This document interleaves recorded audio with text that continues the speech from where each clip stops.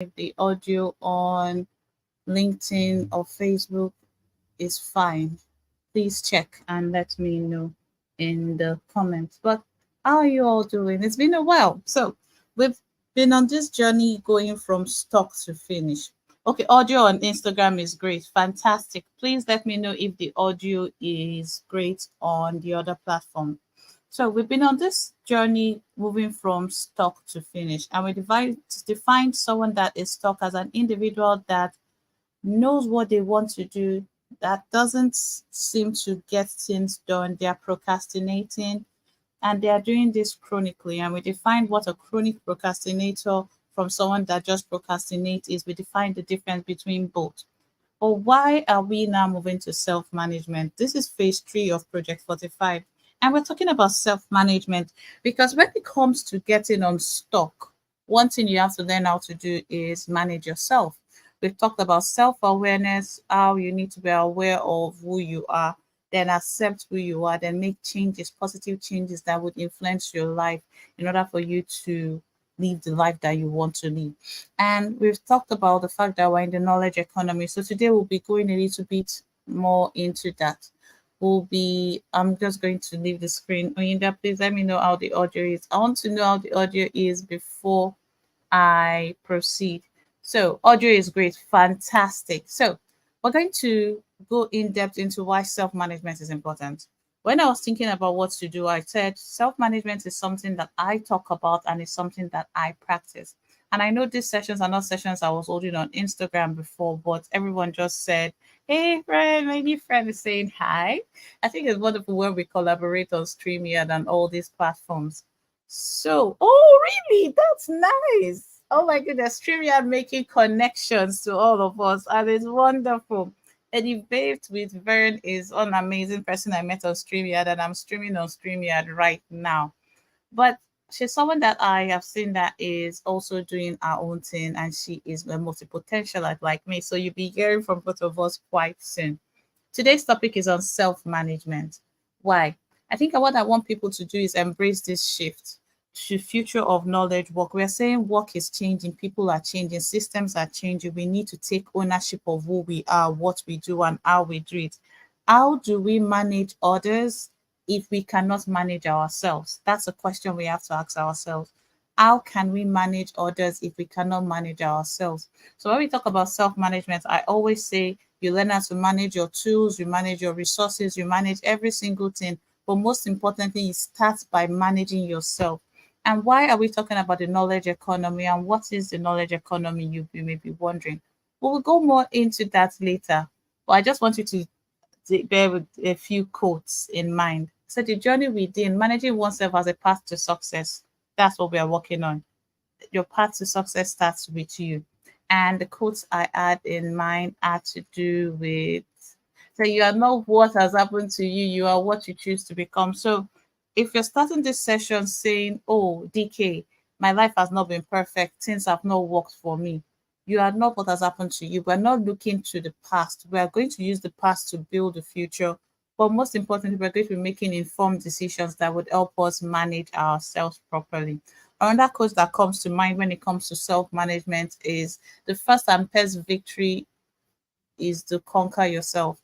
So rather than trying to focus on other people, why don't you try conquering ourselves? So we're not just looking at things that are recent. It's not a new year age philosophy. Certain things happen and we say, "Oh, it's new age. We don't need to be involved in that." However, these are things that were said by someone like Plato, and we know how long he has been in existence. Just one more quote to make you understand why you need to manage yourself. Now, the more you know yourself, the more clarity there is. True. And self knowledge has no end. You don't come to an achievement, you don't come to a conclusion because you are going somewhere. It's not about the destination that you're trying to reach. Self management is about managing your future, managing your present to give you the future that you want. And it doesn't stop when you know who you are. Most people stop at self awareness. So I know who I am, I know my strengths, and that's the end. They have the knowledge, but what are you doing with the knowledge that you have? Do you have a knowledge management system? Do you have a system for managing the information that you have? How are you ensuring that whatever knowledge you are getting you are putting it to practice in your life. And some of them may not be for money, but some of them may be for personal. So the question is, if you and I are having this conversation 1 year from today, what do you want to have happened to you professionally and personally? That's a question Victor always asks us. And I want you to think about it when you understand self management. So, when you and I are having this conversation again 1 year from today, now that you know more about self management, where do you want to be? So, keep that thought in mind and let's get started. Now, self management, two words, self and management, but it's about you being intentional. I will say it's about taking a deliberate effort and you are being proactive. So it's not going to be you are not reactive. Most of the times, we react to what has happened to us or what's happening around us. So we are more reactive when it comes to our personal growth. Oh, everybody is going into a certain industry and you just jump into it. Oh, this industry is making more money, you jump into it. So what we want to move from is just being reliant on other people, but rather being proactive and taking proactive process and control of your thoughts, your behavior, your emotions and actions. That's just a simple definition, right? But what I love about self-management and what I have embraced with it is it's for me, it has been about understanding the way I work, the way I think, and then working for the person I am, not the person I wish I was. There are certain ways that we wish we acted. We wish we acted like other people. Some of us have not embraced who we are. If we don't accept ourselves, we can't manage ourselves. If we want to make informed choices and informed decisions about how we want to navigate our lives, we need to first start with knowing who we are, then managing that person. At the core of self management, it's about empowering you to shape your life the way you want it to. But I always say this, do not outsource your personal growth to other people. You know yourself, you know what you're good at naturally. What are the things that you can do to improve the person you are? How can you foster personal growth and lead with purpose and authenticity? Sometimes when you tell people to be vulnerable online and to be authentic, some people don't know themselves. They don't even know how to be authentic with themselves because in front of everybody they have worn a mask. So it's time to take off that mask and face the real you so you can be the best version of yourself. So we've talked about self management. What's the essence? Why do we need it? Is it just something like manifestation that many people are against, or affirmations that many people say, oh? And I think I'm going to be recording a podcast episode that talks about the self help industry, how the self help industry has received so much negative press, although it has its positive sides. And we don't tend to embrace the positives, we look more about the negatives.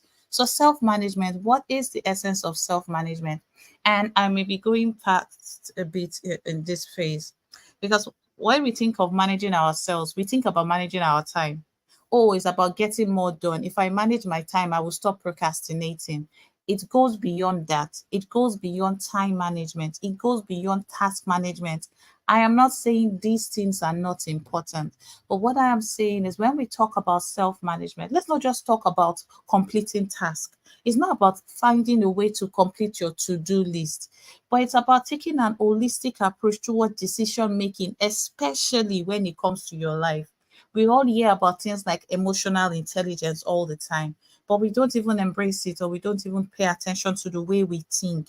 When we read about emotional intelligence or we see the way others make decisions, we want to embrace the way they make decisions. I am not saying we can't learn from others, but we need to understand that we think differently and our personal growth, like I always say, is our responsibility. So when it comes to self management, it's multidimensional. It's about empowering you. And it's not just the surface level, like something like stop procrastinating. It goes beyond that. And it has moved, the world has moved from being degree led to being self led futures. And I'll use myself as an example.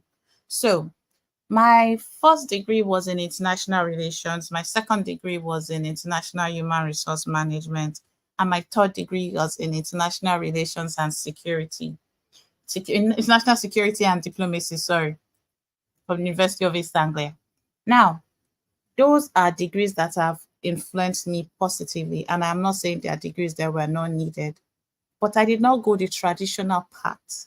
I decided not to go for a PhD in 2016, and then I did not go the traditional path. I had to start learning by myself. And through the internet, I was able to find courses, read books. That's why you always see me with lots of books, join masterminds, network with people, get mentorship, do things. I had to take ownership of my growth. I could no longer outsource it to someone else. So it's not about the conventional credentials anymore. The big five tech companies are no longer even employing based on your qualifications alone. Self management in the knowledge economy is about you being the driving force of your growth, determining the path you want to go, and then being intentional about seeking ways to train yourself. No longer are you just trying to get into an organization so you get trained and they pay. You are setting the path for yourself. So, what is it that you want to learn? What are you ignorant about? What do you know about the industry that you are in? What don't you know about the industry that you are in that you need to learn? You have to start asking yourself questions because it's no longer degrees led.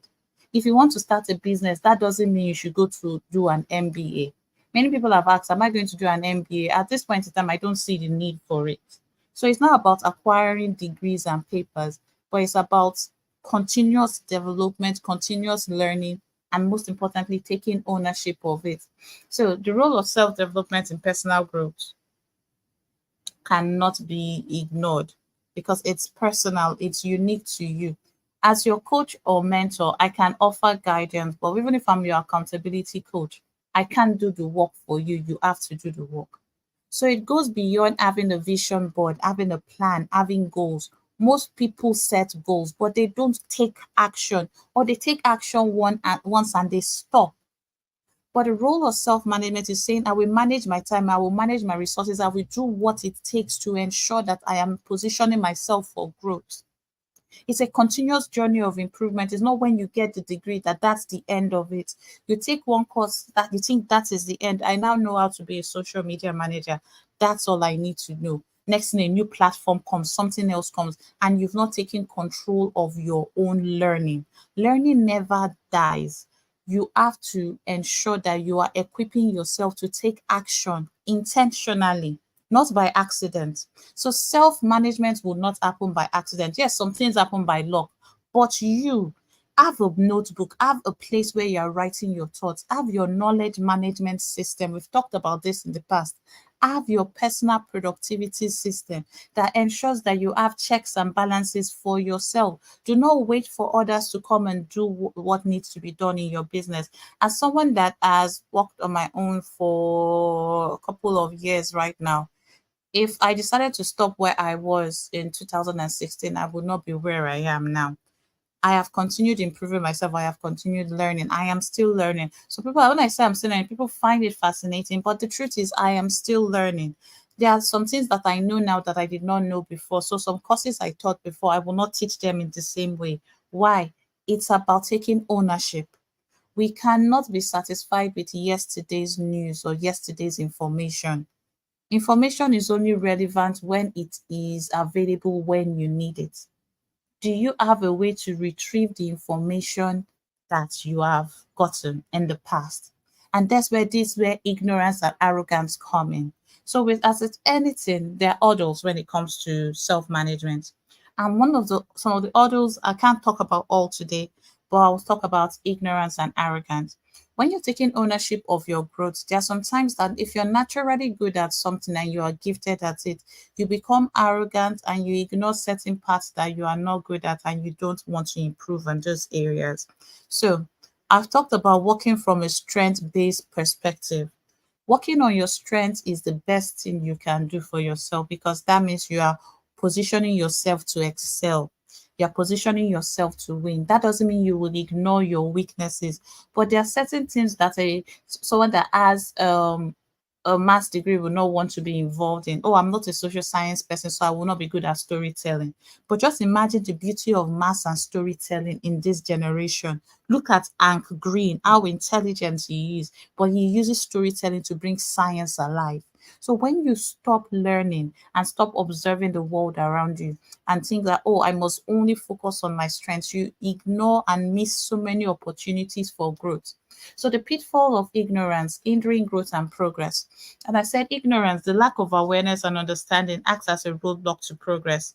When you ignore your strengths and weaknesses and opportunities for growth, it limits your potential. And how do you overcome this order of ignorance? How do you overcome this order? Sometimes it's about asking yourself deep questions, by being honest with yourself when you're answering this question. Sometimes we lie to ourselves, and when we are taking all these tests and all these quizzes, I just want to get our perspective. We write the answer that we think people would like to see us give. This is what I say when people do mindless flow, an activity that I tell people to do before they start doing anything. I'll say, no one is going to read it, no one is going to see it, no one is going to know what you do, but you would know. When you make a commitment to yourself and you don't do it, no one will know, but you will know. So are you willing to let yourself down all the time? But if someone else is holding you accountable, then you would show up. So what does that mean about the trust you have in yourself? Now let's talk about the pitfalls of ignorance. When you don't know what you don't know, there's a problem. When you are blindsided by your strengths only, there's a problem. So ask yourself the question, what is it I know about my field and what should I know that I am acting like I don't know I should know. So for example, marketing is something that I have never really been fond of. So if I'm ignorant and saying, oh, I don't need marketing, I can just employ a marketer and this, the truth is no one can market your goods as good as you. So the other person can give you additional support. But if I keep on ignoring that marketing aspect, it's going to hinder my growth and progress. Arrogance, a barrier to continuous learning and adaptability. Intelligent people don't see things from another person's perspective.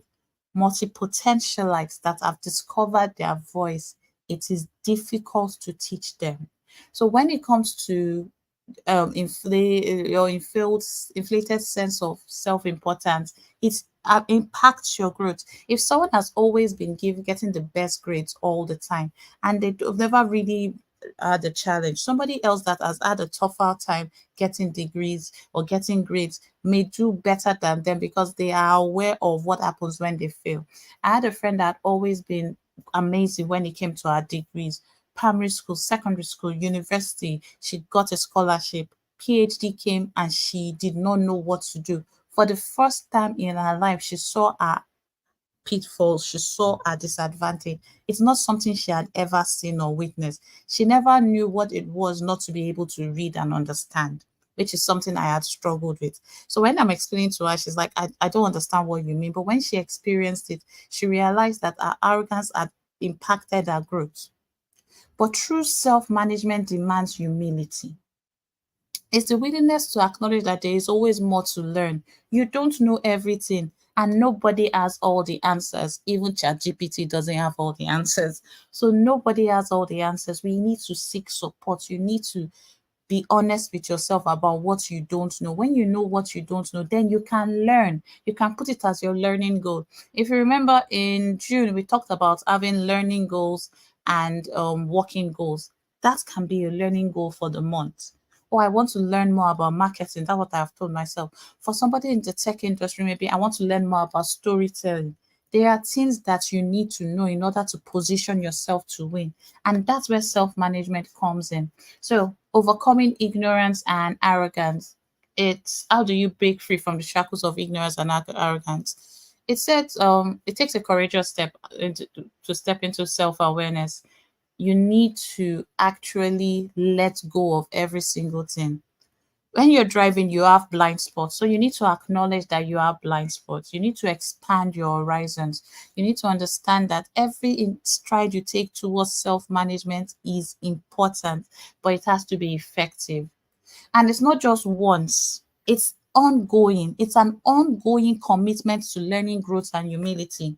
If you can take anything from today, make it a promise to yourself that you will have an ongoing commitment to learning, growth, and humility because it's important. I think it shapes people better.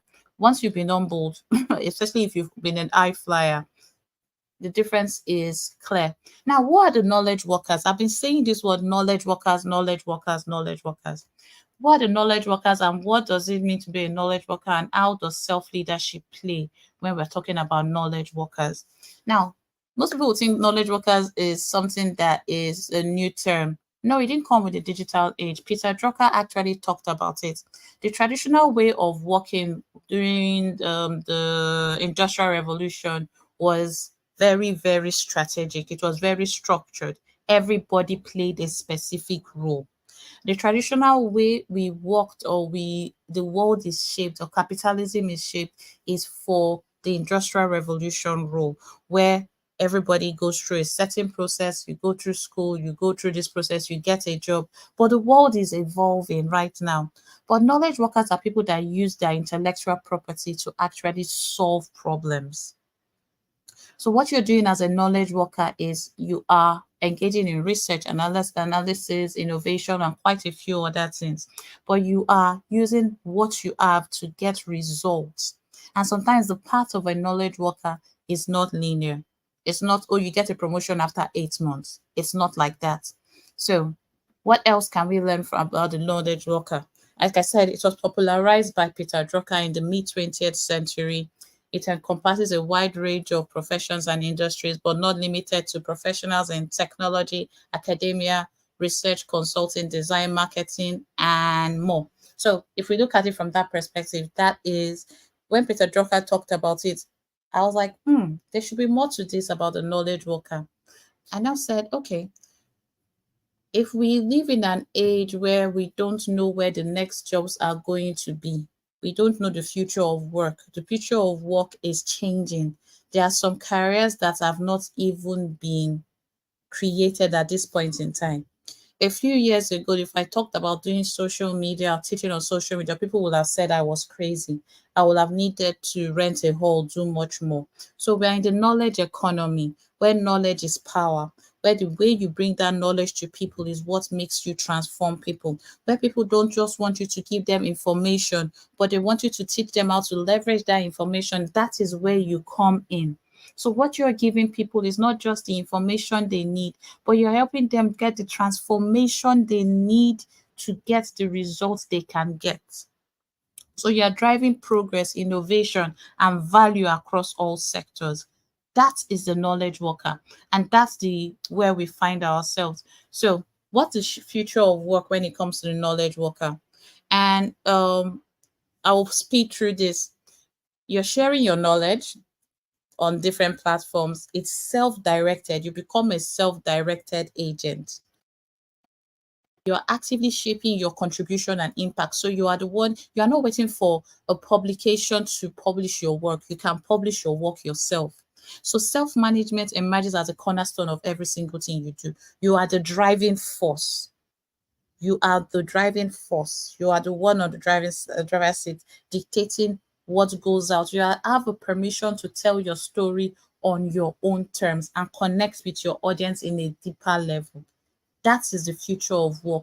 You are even building your own success. You are looking at a different pathway to success. So it's no longer degrees, like I said, but it's self-leadership.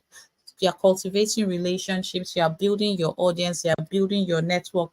You are managing yourself to thrive regardless of your education. I always say degree, first degree, third degree, no degree, everybody can thrive in the digital economy. And that's the truth. Every single person can thrive in the digital economy. Now, the beautiful thing about this is that we have to embrace autonomy. You have to play an important role. You play a role in your future, and it starts now. It starts about you leading yourself, shaping your narrative, choosing your audience, determining what part of your story you want to tell. Autonomy and self-management become inseparable companions on your journey for self-management. So what are the layers of self-awareness? And we've talked about this a lot of times, so I'm going to speed through this also. Self-knowledge as a foundation, understanding who you are. Now, I've mentioned this a bit, but do you know your strengths? Do you know how you read? Do you know how you learn? Do you know your values? What do you know about yourself? Some of us don't even understand that we read in a different way from others. We've been imitating people that have gone ahead of us, especially if you're a middle child. You're trying to do it like the first child. So even if you have a science background, you're trying to read the way your siblings read. You listen to the music that they listen to. Are you someone that learns by teaching? Are you someone that learns by doing? How do you learn? That's one of the most important things that you need to know. You need to know how you learn, how you make decisions, what kind of work environment you thrive in, because everything that you do would shape you to make better decisions if you are self-aware and you're using the knowledge you're aware of in the right way. So that's where self-knowledge becomes the foundation of understanding who you are. It's more than understanding your strengths and weaknesses. Where does your motivation come from? What is your why? Understanding these simple things prepare you to actually be a better version of yourself. Now, how do you embrace your identity? Because it's easy to say, embrace your identity. Everybody says it. Stop procrastinating. How many people have heard this? If you've heard it, just write stop procrastinating. You've heard stop procrastinating. Now I'm telling you, embrace your identity. That's the key potential to unlocking your that's the key to unlocking your potential. But what is your identity? It goes back to being self-aware. It goes back to understanding your style. Now we're going deeper. What are your aspirations? What are you naturally good at? What are the jobs that you want to? What story do you want to tell? What makes you different from others? So when you're building a personal brand, because this is calling into personal branding, when you're building a personal brand, you are telling people who you are, and you are telling your story on your own terms. You are showing your perspective with the world, and the world loves to see people that are authentic and vulnerable. But authenticity and vulnerability is only achieved when there is self awareness and self knowledge is being used in the right way.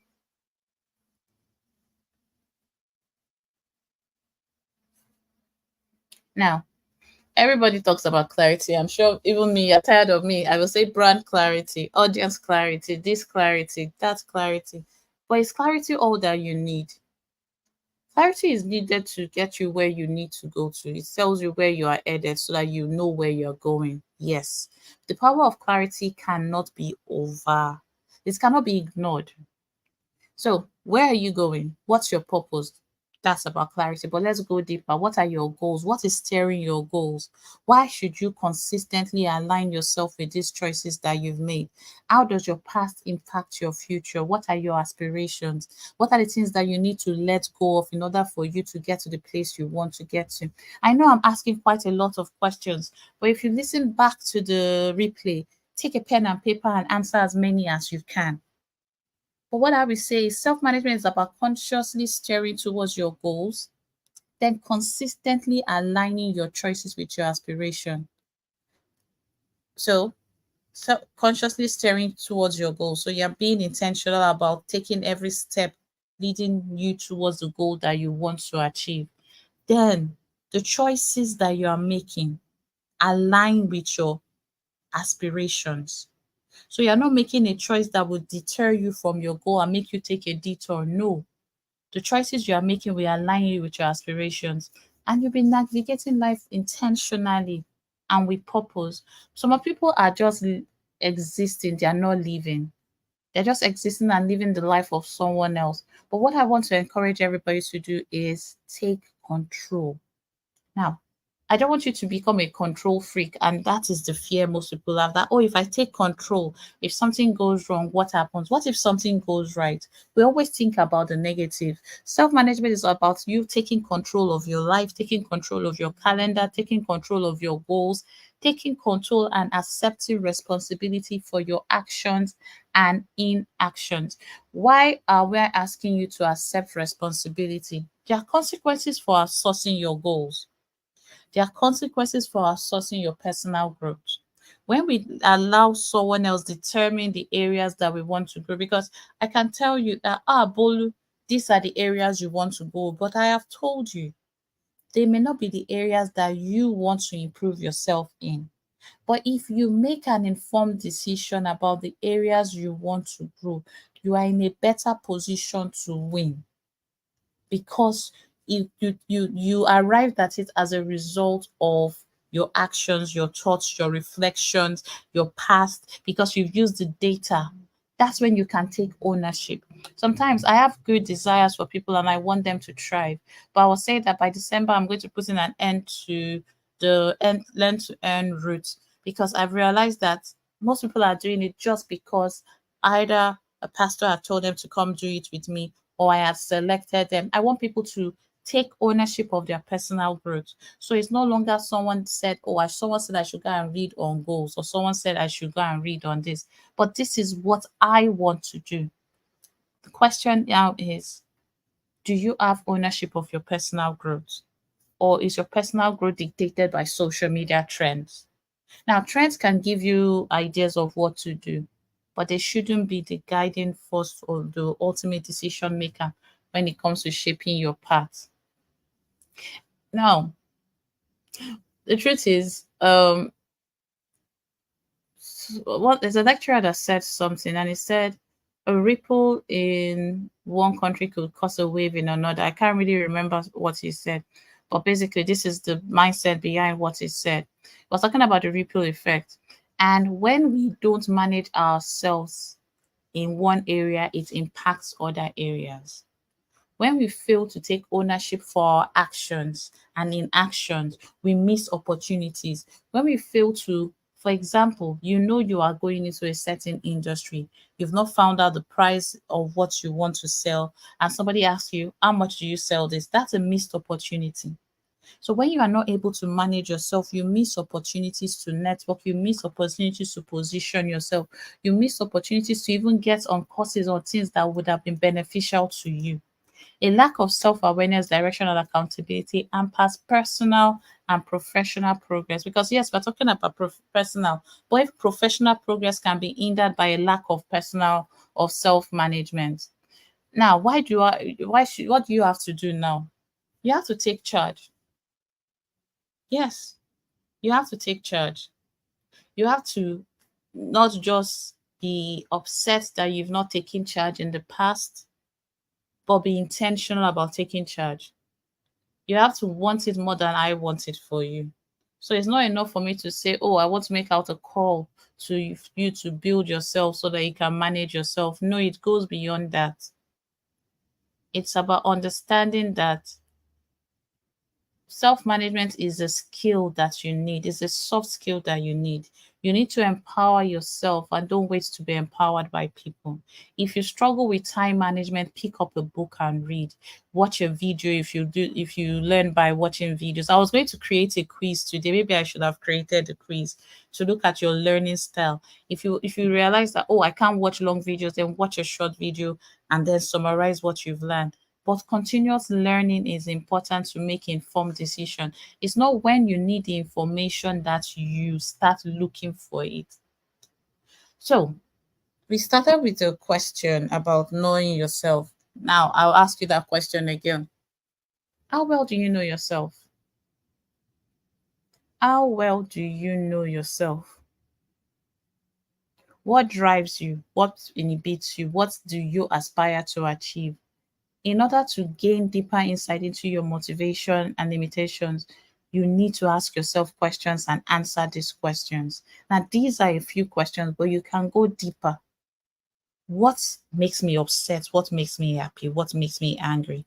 What are the things that will prevent me from going into a contract with people? What are the unethical things that I cannot do? In the article, Peter Drucker talks about the fact that sometimes certain people don't understand their strengths and they don't play with the way they learn. He talks about a president that when he was in a certain office, his team supported him because he was someone that learned by listening, and they gave him all the information he needed. So before he went for a press interview, it was wonderful. But when he became president, I can't remember the person, the same press that sang his praises tried to pull him down because he couldn't answer questions spot on. That wasn't his strength. He tried to copy his predecessors. When we get into a position, no matter who was there before us, we need to understand that we have been equipped to get in that position so our strengths can come into play. But do we know how we learn? Do we know how we manage people? Do we know how we interact? Do we know how we engage with people? Most of us don't. So this is a time for deep reflection. You can't manage yourself until you know yourself. So this is what I was talking about. Unraveling your learning styles is a gateway to effective growth. If you understand your learning style, whether you're visual, auditory, kinesthetic, it optimizes your growth efforts because then you are able to plan your life around your learning style. If you're someone that hears by listening, then you can listen to a podcast while you walk. If you're someone that learns by reading, sometimes if I'm reading a book and I'm listening to the book, I get it better. So I'm like, okay, audiobooks don't really work for me. I must have the audio and visual. But there's some people that audiobooks alone, yeah, they are good with it. Do you know how you absorb knowledge? Because when you absorb knowledge, you can use it. So that's why I talked about your knowledge management system. It's about continuous improvement. Then, what kind of work environment do you need? Like now, you can see everywhere is dark around me. This is how I actually work. I want to work in an environment that is darkened sometimes because then I don't have to deal with sensory overload. It has to be darkened, it has to be a little bit airy. I know the kind of environment I have to create for myself when I want to do deep work. If there is so much light, then there's sensory overload for me. So I will have to deal with the light, the noise, and then what I'm doing. My mind can't take it. But I am learning that now. How do you learn? What kind of environment enhances your productivity? These are all the things you need to support self management. And self management, we talked about it being about control, but it's not just about control, it's about understanding self control. Now, everybody here knows about self control, so we don't really need to go into so much depth about it. But let's talk about a couple of things that I want you to do today and take on from today. You can take a screenshot of this, please. But I want you to control your calendar. The mastery of your calendar is a reflection of self management. Now, if anything is not booked on my calendar, it's practically not there anymore. I live with my Google Calendar and my visual calendar, my planner. I work hand in hand with both. So if I want to book an appointment with someone just sent me a message right now as we're speaking, and she said, "Oh, she can't do this night. Can we do tomorrow?" I already know the few hours I have available. I can make that appointment. But controlling your calendar has to have, you have to give it flexibility also so that you can have things that you did not plan for. Yes, not every, we can't plan for every single thing in the world, but let's plan for the ones that we can plan for. So when someone says, you can't control your calendar completely, tell them, let me plan for the one that I can plan for. That DK said, tell them I said it. Pull your ear and say it. DK said I should control the one I can control. The one I cannot control, that's left to it. But control what you can control. Collaborative synergy. I talked about a new friend that I just met on Restream, Elevate with Vern. I have Bolo on the call. I have Eme. I have people that I have built relationships with. I have people that I have mentored that I am proud to see them blossom. I can't do it alone. I have to interact with others. As an introvert, that's a problem. But it's about me being intentional about the relationships that I invest in. And I'm learning to communicate so that I foster a wonderful environment for myself. So being self-aware, I know as an introvert, I need my space. But I also need to be intentional about reaching out. And when I talk to people that I connect with, we talk and we go deeper. So self management is about me understanding that yes, in order for me to have conversations with certain people, they have to get on my calendar. And honestly, certain people are on my calendar for me to call it to know hello. So creating your learning process, seizing the power of autodidactism. Now, how many of you like dictating? See, as a self-managed individual, you have to realize that learning is a lifetime pursuit. It's something you're going to be doing forever. You're not going to arrive at the bus stop called knowledge and that's the end of it. But if you take charge of your learning journey, you will identify your preferred way of learning. And then you will seek out resources that will help you embrace this thing. You need to harness the power to continuously expand your knowledge and skills. And All this goes back to understanding how you work, how you learn. We'll keep coming back to the foundation of self-management. You are managing you, nobody else. So you have to know you better than any other person. Your strengths, your weaknesses. Do a SWOT analysis for yourself. What are the opportunities that you can find? What are the things that could threaten those opportunities? But self-management entails a candid assessment of your habits. I always tell people to keep a time log to understand how they work. If you realize that you are continuously failing to meet deadlines, then there's an habit that you have that is preventing you from doing what you should do. You need to recognize the habits that hinder your progress. Is it your manners? I know I was talking in the book, in the article, Peter Drucker talks about that some people just don't have the manners to be managers. And he says that can hinder your progress. So you need to replace your negative habits with positive ones. For example, a negative habit could be when you're in an online class cooking or doing something and then not going back to watch that video. That's a negative habit that you have to replace. You know yourself better than I do. What are your negative habits? What are your values? What do you value? And how do you want to unveil your potential to impact others? Some of us are about creating impact. We don't just want to take this knowledge we have, we want to create impact, but we have to have balance. We have to have balance in every single thing that we do. So when you harness your strengths and passions, you tap into something that is fantastic and that makes you different. I talk about branding being about intentional differentiation. It's about being intentional about being who you are and no one else. So understand your purpose, add your depth of self-management to it, and you'll be surprised what happens to you. Now we're coming close to the end. I think I have like 6 more minutes. How do we revisit the core principles of self-management? Who wants to remind me of the core principles of self-management? Your strength finder. You could take a strength finder test. I recommend the Gallup strength finder test because it helps you understand who you are. But if you don't want to pay for that test, just find any strength finder test. And those quizzes are actually fantastic. But self-awareness is important. Intentionality, adaptability, and responsibility. So if you are looking for the pillars, Esther, take a screenshot of this page. I'm going to keep it here a bit and talk a little bit. Now, self-awareness, intentionality, adaptability, responsibility. These are the pillars for effective self-management. That's how you build effective self-management. Now, why self-awareness? You need to be aware of who you are, your strengths, your weaknesses, etc, etc, like I said.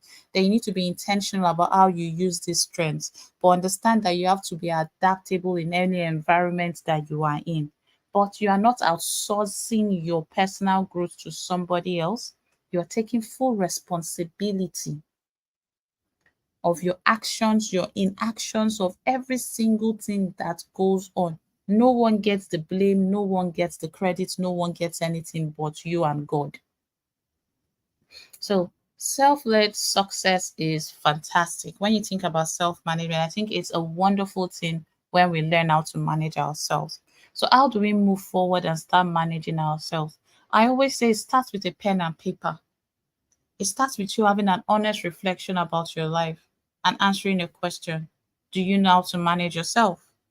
Do you know yourself? How well do you know yourself? What do you love about yourself? What don't you love about yourself?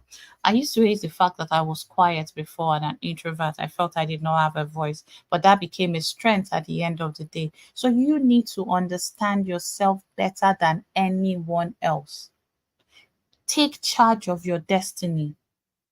Take control of your destiny. Stop waiting for a savior to come and come down to help you.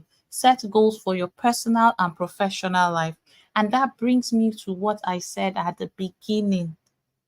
If you and I are having this conversation 1 year from today, on the 23rd of August 2024, what would you want to have happened to you personally and professionally when it comes to self-management? What habits would you like to have adapted? What habits would you like to have dropped? What are the things that you're going to do that will pave your way for success? What are the external factors that can support what you are doing? You need to know these things before anyone else. Other people can support, but you need to know the dream. So, moving forward, it's about you. It's not about me. It's about you. The ball is in your court. You could allow someone else manage your life, or you could take charge of your life. It's not just about the income you can get. It's not just about any money. It's not just about the fame. It's not about going viral, but it's about understanding something about yourself. You are created differently from other people. So you need to learn how to manage yourself, manage your emotions, manage your actions, your words, your inactions, the commitments you are making, the relationships that you have. You're learning. You're learning. How do you learn? I learn by teaching. That's why I come live sometimes. I learn by teaching. And it's the way I have learned to learn. Do you know how you learn? And I will say thank you very much for coming to today's session. I even forgot that I could pin out comments on the other platform, but if nobody has any questions, I will say we're running a program in a couple of weeks, but the next session for this live is next week, Wednesday. So we're going to be continuing the conversation on productivity and being the best version of yourself. And we'll have an amazing time bringing everything together. So we're going to bring the self-management part, getting on stock part. When we merge these two things together, what results do we get? How do we ensure that we accomplish what we say we would accomplish without compromising our values, without compromising family time, without compromising anything that could add value to ourselves? How do we manage ourselves without losing ourselves and becoming robots? Self management is not telling you to become a robot. I am not telling you to become a robot moving forward. I'm just telling you this simple thing. Sit down with yourself, have a meeting with yourself, ask yourself questions about the way you learn, and answer these questions from an honest perspective. Thank you very much, and I'll see you on Wednesday. Bye, everyone.